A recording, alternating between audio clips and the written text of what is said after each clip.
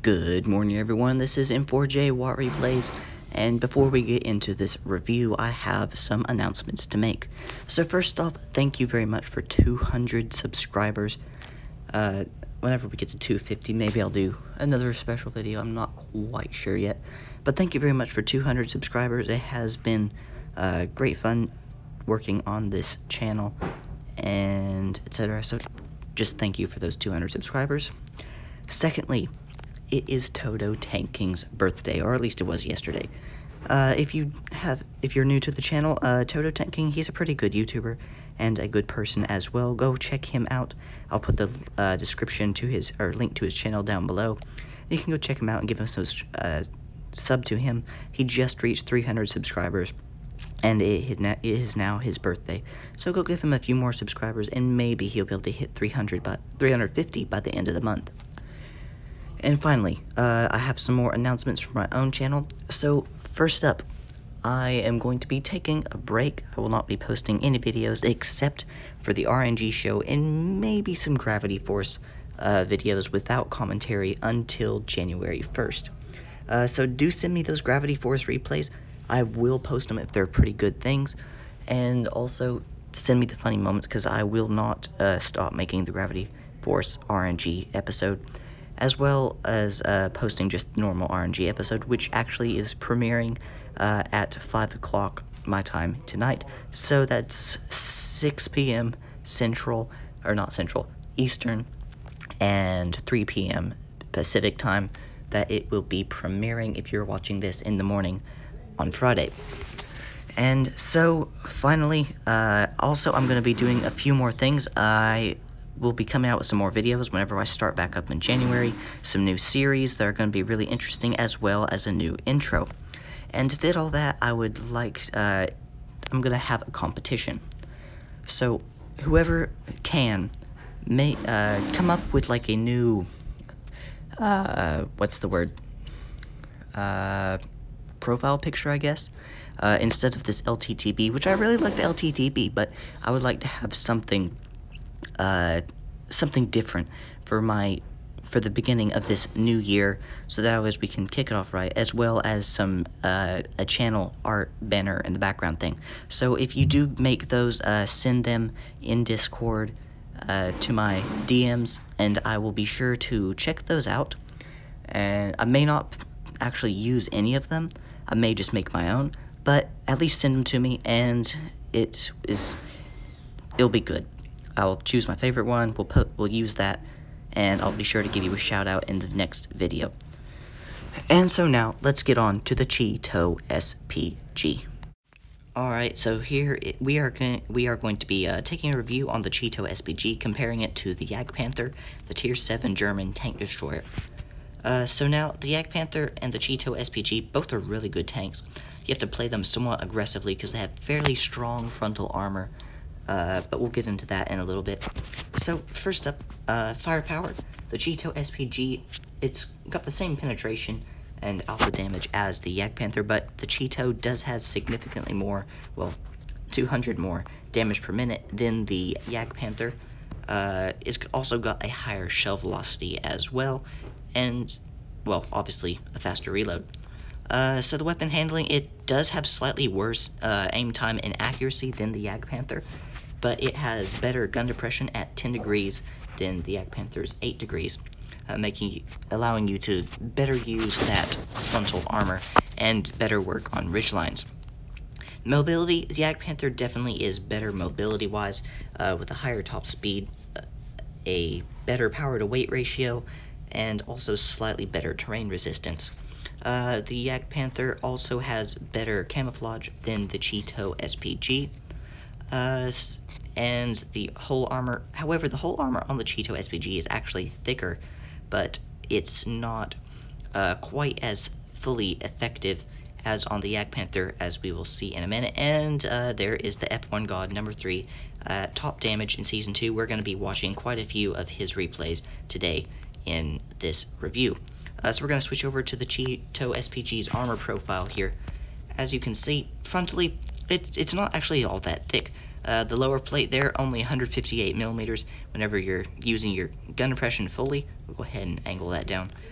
Just 152 millimeters. However, the rest of the thing, 233 there on the middle slope, 465 on the upper slope, and about 200 the rest of the way down. But if you're just sticking your gun up and using your gun impression properly, then really the only places you're going to be able to be penetrated, unless of course they load the gold, which a lot of the higher tier 8s and the Tigers, for example, will be able to do pretty easily, and they'll be able to shoot through your front fairly easily. However, as you can see on the sides, not too great. Maybe the angle might get a few troll bounces, but you're not going to bounce too much on the side looking hold down if they aim there. But the center superstructure area, fairly strong armor, except for the cupola, only 140 millimeters thick. You're not going to get too many bounces from there. The side armor as well, only 50 millimeters thick. If you angle it about like this, you will be able to block most of your shots. 268, 231 there. Angle it more like this, it's not going to be quite effective. So if you're going to angle with your sides, do about this angle. You will be able to get the bounces, and same thing with your bottom here, although it does drop down to 206 millimeters instead of 261. So on the sides, pretty much any 152 millimeter cannon and above will be able to overmatch your side armor, as it's only 50 millimeters thick. So do take that into caution, and derp guns will be able to HE you in the sides, and especially the rear, as you only have 40 millimeters there. So avoid exposing your sides and rear at all cost. Use your 10 degrees of gun depression, hide your lower plate, and if necessary, you can at least try to bring your gun up to protect your cupola, because that is definitely one of the bigger weak spots on the Cheeto SPG. And now let's get into some gameplay. So we are watching the F1 God, and he is driving the Cheeto SPG, and he does absolutely wonderfully in this tank. Now, whenever the Cheeto SPG first came out, and I was still playing my tier 7s trying to get to the tier 8s, I said automatically, well, not quite automatically, but I saw this thing in the first few battles. I'm like, this thing is overpowered, because it has pretty strong frontal armor and a very quick firing gun with 250 millimeters of penetration. That's not something to be lacking, and as you can see here, it's able to work this ridgeline very, very well. So I saw this thing first come out. I'm like, this thing's overpowered. And I finally got mine to 100% correct speed the other day, and I was playing it, did 3,000 damage. Well, 3,000 damage, easy. And I'm like, yeah, this thing is overpowered. Not much. It is a little bit overpowered, though. If it's not overpowered, then it's definitely a very, very good tank. But Wargaming, they haven't nerfed it or buffed it since it first came out, so that's definitely a pretty good thing. It really hasn't changed at all since it was first released, like, what, last year or the year before? So it's still pretty much the same. And I don't think they will be nerfing it or buffing it anytime soon. And the reason for this is it's in a sweet spot, and that sweet spot is the fact that, one, not many people play this tank, and those that do don't play it very well. It's not very often that you actually come across one of these things, and you're like, oh my word, this thing is absolutely terrifying. It's more like pretty common to just come across them and see the player just doing absolutely terrible. And as you can see there, the Cheeto's turret saved this Cheeto SPG from the M6's A2E1 shell by leaping right out in front of it when the gun fired. But so F1 God here, he's trying to push base B. He has had pretty good team support. He's blocked 790 damage, only taken a little bit in return, and now he gets his second kill of the day by shutting down the M6A2E1. So he's going to push over here, going for this E8, shuts him down as well. It's now a 2 versus 4, but his other two team members are going to vanish pretty quickly, the T-29 and the Panther. So there goes the T-29, and now he's going to push down here with his VK-36 getting this KV-3. As you can see, it has really nice penetration, as you could see on the M6A2E1 earlier. Even the whole armor, which, as everybody knows, well, not everybody, but most people know, is a very, very tough tank. He was able to butter through it very easily. So he's got that really nice DPM. Whenever you've got this thing fully maxed out, it has a 6.4 second reload. So you're going to be doing 310 damage every 6.4 seconds. Yeah, you're just going to absolutely tear them apart. As opposed to the Challenger that only does 300 damage every 6.7 seconds. Yeah. But the Cheeto SPG, and it also has pretty nice HE rounds.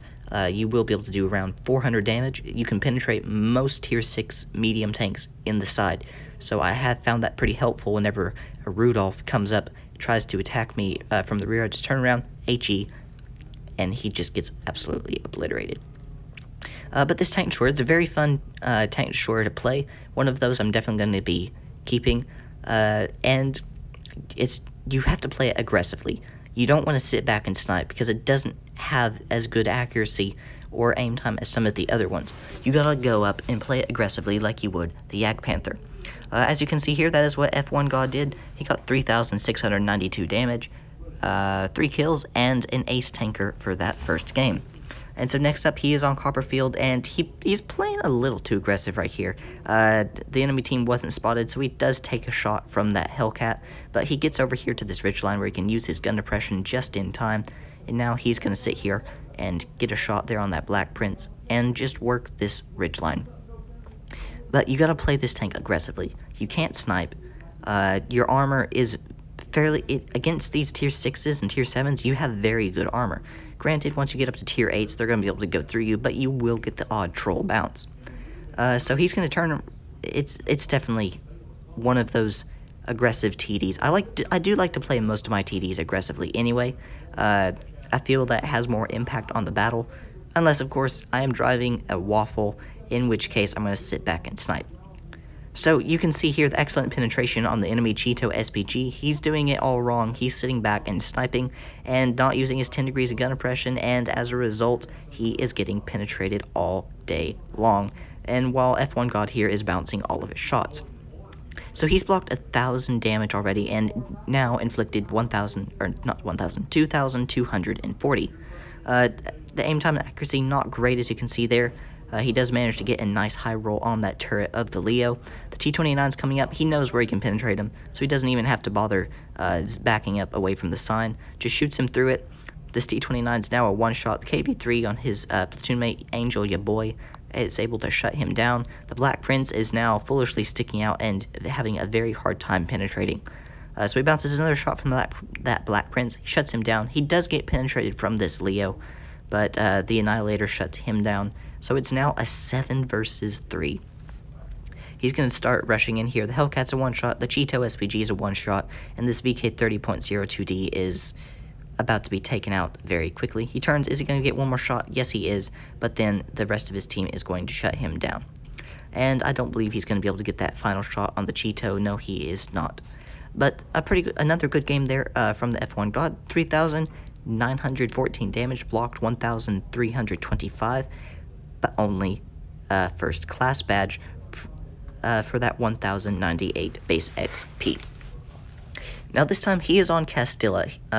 He is top tier. I would have rushed over to the hill on base C, but Castilla is a good sniping map.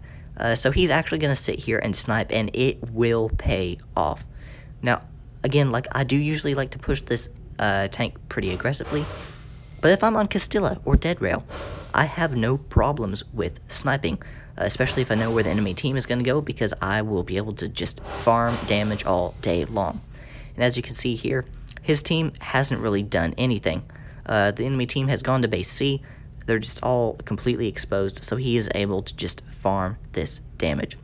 So he puts around to this ARL-44 just sitting out in the open. The ARL-44 trying to go for a blind shot there, so fair play to him, but unfortunately he did miss. So he loads up the HE. He's not going to be able to use it to take this ARL out. Goes for the blind shot, but he led just a little too far. The ARL was not there, and as a result, he does not get that kill. So what he's going to do, he's just going to sit here and wait for these tanks to come around in this bush, because he knows that's where they're going to be coming around, and he's going to shoot them as soon as they do. However, one thing he did not take into account, and there goes the Annihilator, is the fact that a tank can come around into that bush, spot him, and he will not be able to spot them himself. So that is one thing that I would have taken note of. Just got hold down already. But fortunately for him, the Fury on the enemy team was not quite thinking about that at the moment. He does take a nasty shot from the KV-2, bounces that one there, and now he's getting shot by an APCR round from the Fury. He gets a nice miss from that KV2, puts another round into him, and now he takes another shot from the Fury, who is hiding behind the bushes. He does manage to spot him, fortunately, puts a round into his turret, and now he's going to use this gun depression, just poking up and down, aiming for that turret of the Fury there, knowing that his solid frontal armor when hiding that lower plate will be enough to protect him. So there's the Bulldog. He puts a round into him, and it's just that Fury and the Bulldog sitting over there because the other tank, the KV2, has learned his lesson not to poke around there anymore. So is this Fury going to poke out one more time? Is he going to be able to get one more shot? It doesn't look like it. It looks like the Fury also doesn't want to play with him anymore, so he's not going to be poking out there. He is pretty much the only thing keeping the enemy team from coming around and absolutely demolishing his team's rear, and he has done a fantastic job. So he sees this Hellcat. He's going to load up the HE. He gets a bad miss there. He should have waited for that one to aim in fully, but this time the Hellcat is no longer spotted, so he goes for the blind shot with the armor-piercing. Smart move in case he hit the track of the Hellcat there. Nobody is spotted currently. It's a 5 versus 4 situation. There's one tank at base B. I believe it's a heavy tank. In fact, it is. The Annihilator. He is not exactly a very smart Annihilator at that, but he is spotting this Hellcat for him. So he's going to use the armor piercing, takes his track off. Is going to be able to reload in time to take this Hellcat out. Yes, he is. There goes the Hellcat. The Bulldog's hiding behind the rock. He pokes out. He's going to load up the HE. There he goes. 386 damage into that Bulldog. But the Bulldog doesn't quite get away. The SU-100Y blind shots him. KV2 pokes out foolishly. He's able to shut him down. He's trying to drive along the ridge, but he ends up falling off instead. So he was not going to be able to get any more shots off this game. But that is no problem. He has done a fantastic job sitting up there, being an effective sniper, holding that position with his fairly strong armor and his good gun depression, not allowing the enemy team to advance any further. And as a result, he hasn't really blocked anything, only 295 damage this round, but 4,500 damage earns him 3rd place in the Hall of Fame for the season 2020, and a very nice game indeed with his 3 kills. The SU-100Y gonna shut down the Stutterer and Mill there, or is it gonna be the Smasher? Actually, no. 1,000 victory points first, but a very good game. 4,500 damage, Mastery Class badge, 3 kills, and a lot of XP to go with it. So that is all for today, folks. I hope you learned something from this video. I hope that you learned how to use the Cheeto SPG properly. Hope that you enjoyed F1 Gods replays as well. So I will be back in January. Be sure to send me those Gravity Force replays, as well as maybe come up with a new channel art design and a new profile picture. Send them to me in the Discord DMs. The Discord description link, whatever, will be in the description of the video down below. This is M4J Watt Replays, over and out.